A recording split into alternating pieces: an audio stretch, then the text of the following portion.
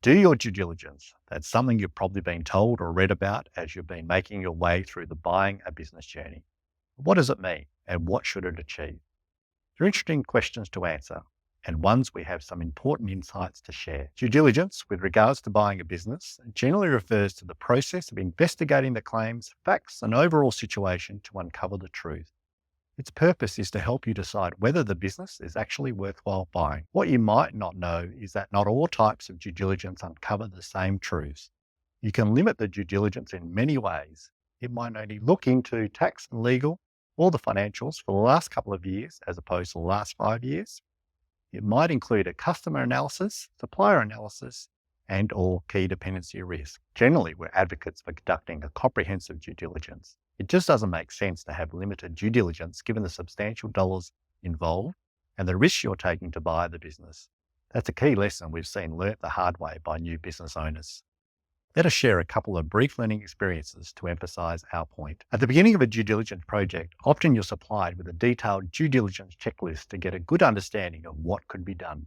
Sometimes people choose to reduce the scope to a limited financial due diligence. A limited financial due diligence will result in a report expressing the opinion of the financial health of the business.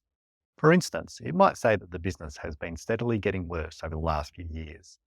In circumstances like that, this might make you go back to the negotiating table and perhaps reduce the purchase price accordingly. You would have benefited from the due diligence, but because it was limited in scope, otherwise identifiable challenges would not have been addressed prior to the acquisition. For example, a limited financial due diligence would miss key customer dependency risks, such as a situation where a major part of the customer base had ties with the prior owner. This could subsequently lead to the loss of many customers shortly after the business changed owners, which would naturally have a major negative impact on the revenue and bottom line profit. In this second learning experience regarding doing a due diligence, a business was acquired, and for a few years, things were going pretty well for the new owners. However, unbeknown to them, they were operating against local council laws. What happened next was a sad struggle to keep the business afloat. Eventually, the owners had to abandon the business as the local laws made it unviable. Prior to buying the business, if a comprehensive due diligence had been completed, it is likely that the law-breaking problems would have been uncovered. This would have allowed this respective buyer the opportunity to proactively resolve such issues prior to the purchase, or directed them to buy an alternative viable business instead. To summarize, one must always be extremely careful when buying a business. Limiting a due diligence may be appealing in terms of being less costly and quicker. However, the long-term implications may prove very costly.